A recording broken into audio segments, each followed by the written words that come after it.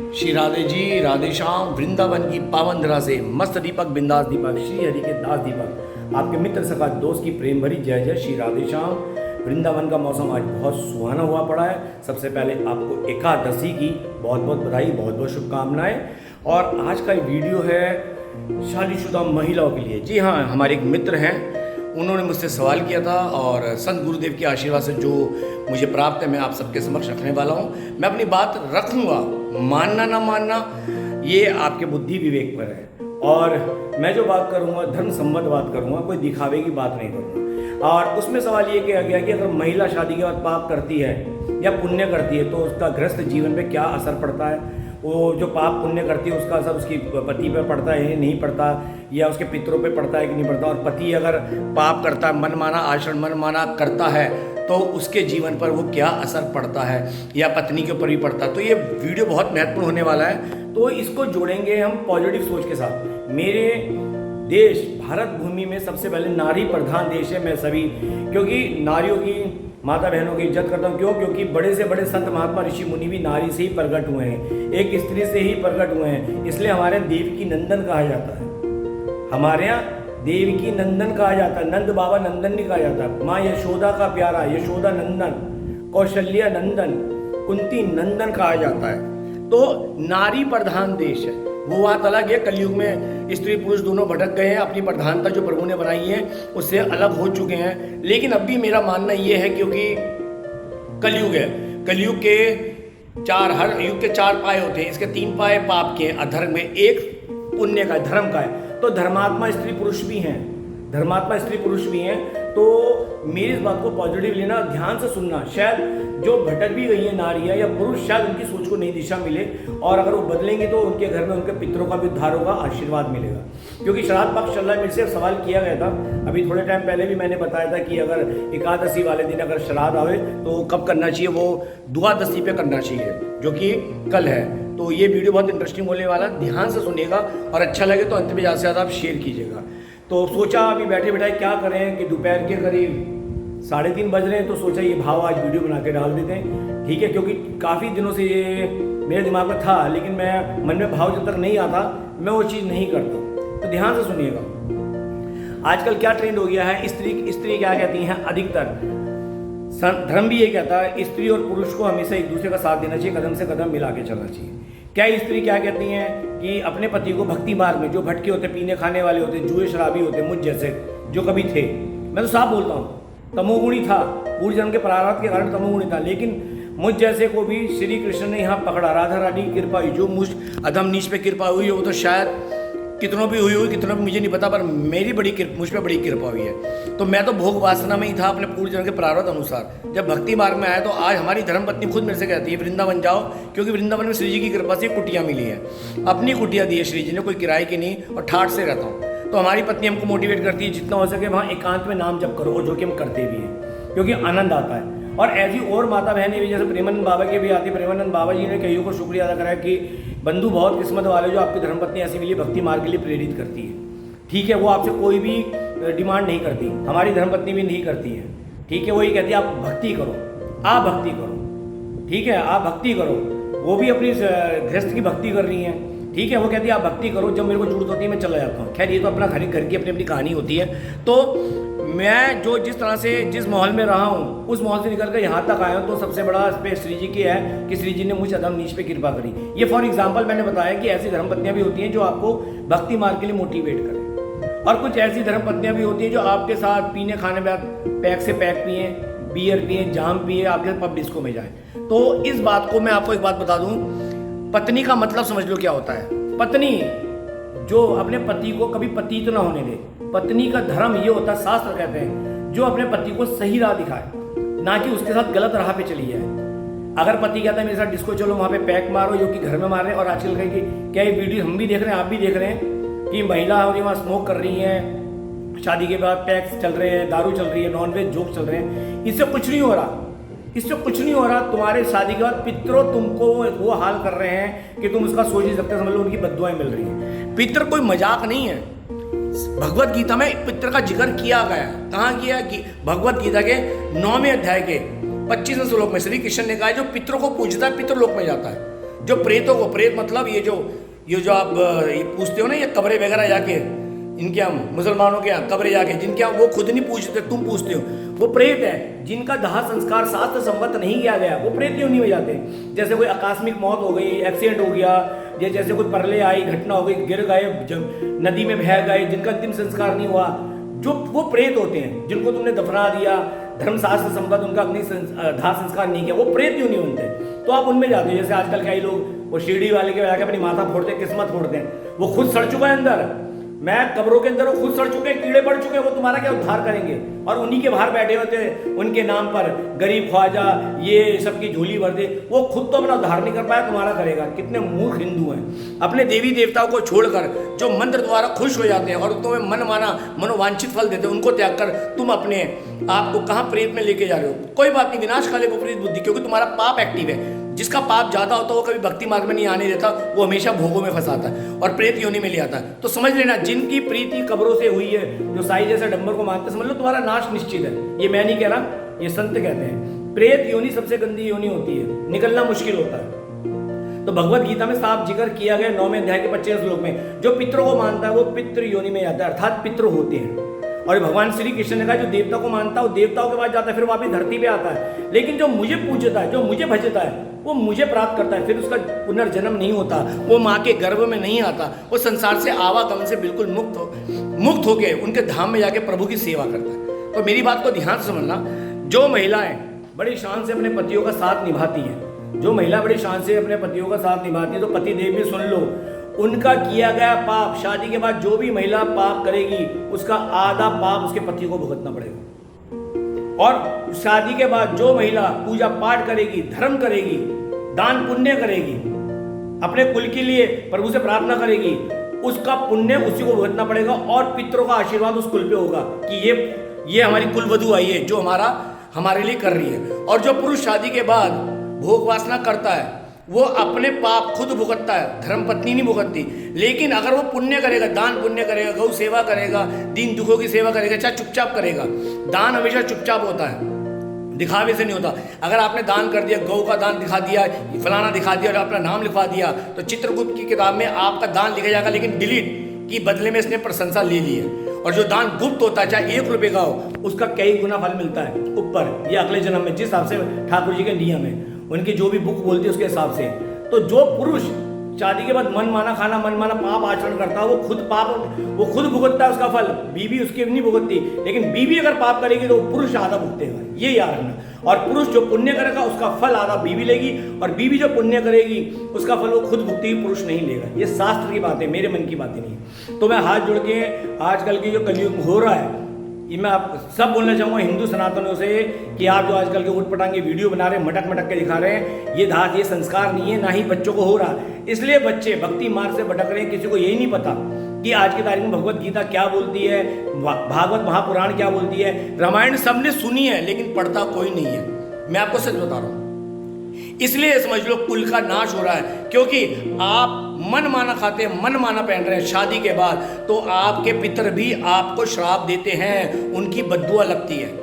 पितर की बद्दुआ कैसे लगती है? आपको पितृदोष कैसे होता है? आप जब मन माना खाओगे, मन माना पहनोगे, मन माना करोगे, धर्म संबद्ध नहीं करोगे, तो नरक में पितरों को पीड़ा दी जाती है यमराज द्वारा, उनके सन को कष्ट दिया जाता है। क्यों दिया जाता है? कि तेरे कुल में था, तू उनको ज्ञान दे के क्यों नहीं आया, तू उन्हें धर्म समझा के क्यों नहीं आया, धर्म क्या होता है ये बता के क्यों नहीं आया। अगर वो ये चीज करके आते तो उनको वहां पीड़ा तकलीफ नहीं होती, वो नरक नहीं भोगते। क्या ही होते हैं, धनवान होते हैं, धनवान से परिपक्व होते हैं, उनके घर वाले चंदन की लकड़ी में भी उन्हें जलाते हैं, लेकिन उन्होंने दान पुण्य क्या होता। अक्सर रईसों के घर में या रिश्वतखोर, जितने भी आज की तारीख में किसी भी महकमे में रिश्वतखोरी से आप पद पा रहे हो, रिश्वतखोरी से आप धन दौलत पा रहे हो, लेकिन याद रखना रिश्वत की कमाई हराम की कमाई कहलाती है। उससे आपके पितरों का नाश होता है, आपके पुत्रों का नाश होता है, बुद्धि विवेक का नाश होता है। ये संत भी कहते हैं हराम की कमाई कभी बुद्धि विवेक को दिशा नहीं देगी, आपकी बुद्धि विवेक को हर लेगी, क्योंकि बुद्धि चलती है विवेक से। जब विवेक ही नहीं होगा तो आपकी बुद्धि क्या खाक चलेगी? बुद्धि का स्टीयरिंग है विवेक, जैसे गाड़ी का स्टीयरिंग होता है ना चलाने वाला, वैसे बुद्धि का स्टीयरिंग होता है विवेक। तो इसलिए जो भी अगर आज की तारीख में सरकारी कर्मचारी भ्रष्टाचार में लिप्त है, ये नेता जो लिप्त है, हराम के खा रहे हैं, हराम का कर रहे हैं, रिश्वतखोरी कर रहे हैं, सरकारी महकमा कोई भी आज उन्हें पैसा दिख रहा है, लेकिन वो पैसा इतना गंदी बीमारी में लगेगा और इस जन्म में भले ही वो बच जाए पुण्यों के कारण। जैसे भीष्म पितामह 101 जन्म पहले जो उन्होंने पाप किया था, 100 जन्म तक अपनी सैया पे लेटे हुए थे तीरों की। जब श्री कृष्ण ने बताया क्या तुमसे अपराध हुआ था, तो उन्हें वो भुगतना पड़ा था। तो याद रखना रिश्वतखोर इंसानों, तुम भी नहीं बचने वाले। भगवान से डरना, भगवान के इंसाफ होता। भगवान के घर में ना कोई वकील नहीं होता, उसका जब फैसला आता है ना दुनिया में कोई नहीं बचा सकता। इसलिए भगवान के घर में कोई वकील नहीं होता, तो वहाँ जमानत भी नहीं होती, वहाँ सीधा फैसला होता है। यहाँ तुम कानून में हेरफेर करा सकते हो, मन माने वकील खरीद के कानून को ऊपर नीचे करा करू के अपनी जमानत करवा सकते हो, अपने आप को बचा सकते हो। लेकिन कब तक? अगर आप बच रहे हो या आप कोई मर्डर करके कोई पाप करके बच रहे हो, तो ये मत सोचना आप बच रहे हो।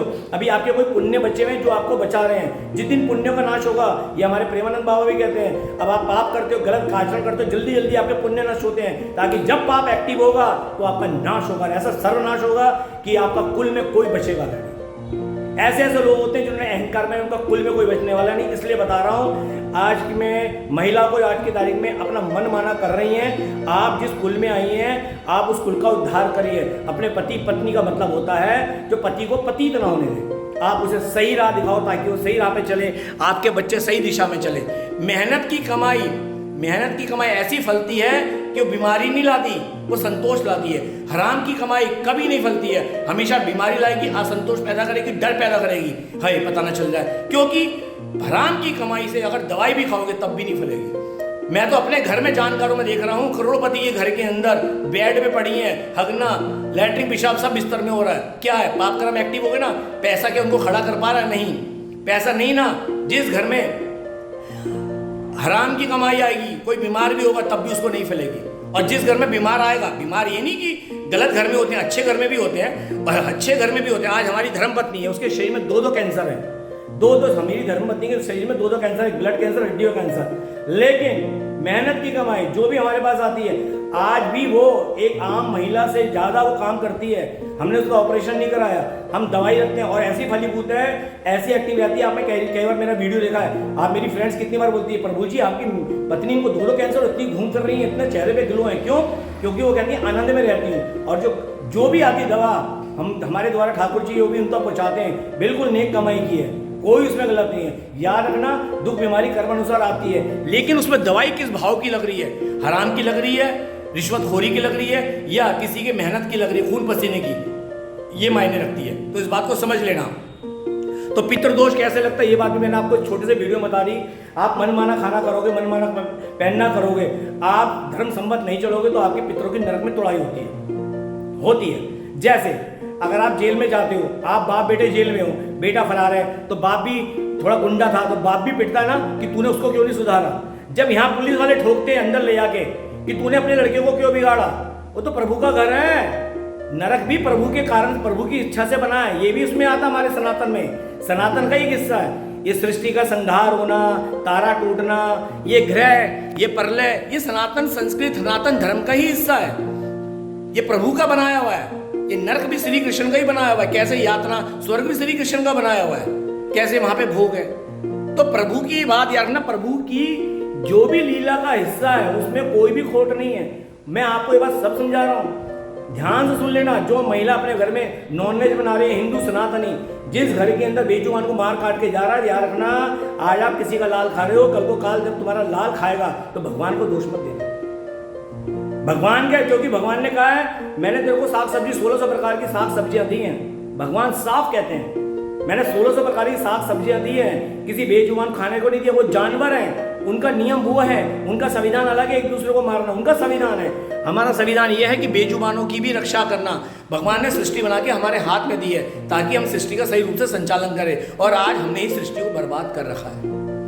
अभी देखा था ना, कोरोना आया था, जब सब लॉकडाउन में घर में बैठ गए थे, पूरे बादल साफ हो गए थे, बाहर पोल्यूशन फ्री हो गया था, सारी यमुना गंगा बिल्कुल शुद्ध हो गई, क्योंकि सृष्टि ने अपने आप को दोबारा रिसाइकल किया था, दोबारा से अपने आप को बिल्कुल तैयार किया था ताकि अपने आप को सही कर सके। प्रकृति अपने आप को रिसाइकिल करना जानती है, दोबारा से सही करना जानती है। समझे, सृष्टि को पता है उसने अपने आप को कैसे तैयार करा है और कैसे करना है। सृष्टि क्या है? ये भगवान है। भगवान अपने आप को अपडेट करना जानते हैं। तो एक कोरोना की बीमारी में जितने भी हुआ, पोल्यूशन नहीं हुआ, आसमान साफ, पहाड़ दूर से दिख रहे थे, यमुना गंगा सारी जो हमारी पवित्र नदियाँ जितनी भी माता हैं, नदी माता, माँ हमारे लिए तो ये चाहे कावेरी माता हो, चाहे गंगा माता हो, चाहे यमुना माता हो, तो अपने आप ही पवित्र पावन अपने आप ही शुद्ध हो गई थी। तो प्रकृति अपने आप को शुद्ध करना जानती है, बैलेंस करना जानती है। आप अगर इसके साथ खिलवाड़ करोगे तो वो आपका तो नाश करेगी करेगी, लेकिन अपना उद्धार अपना दोबारा से वो स्वच्छ हो जाएगी। ये है प्रकृति।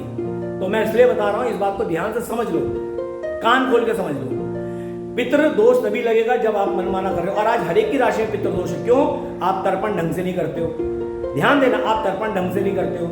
श्राद्ध के अंदर सिर्फ गौ माता का दूध ही लगना चाहिए। आप भैंस के दूध की खीर बना रहे हो, भैंस का दूध लगता ही, ये शास्त्र संबद्ध बता रहा हूँ, मलुक पीठाधीश्वर के मुख अरविंद द्वारा सुना हुआ है, संत बड़े संत ब्रज के, कि जहां आपके लगा भगवान के किसी भी कार्य में, देवताओं के किसी कार्य में, पितरों के कार्य में, जहां भैंस का दूध लगा वहीं वो खंडित हुआ, वहीं आपको अपराध लगा।